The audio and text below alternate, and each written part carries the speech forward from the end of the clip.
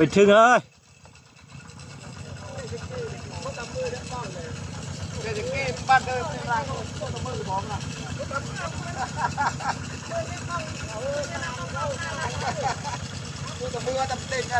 No, trai phơi còi no.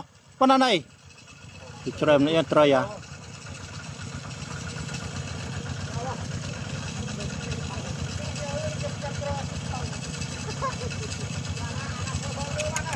Mình còn nói bài pu à? Nhưng mà chung nụ. Ủa sài trai này mong thành gì pì? Nụ, tóm ơi. Quỳnh ơi.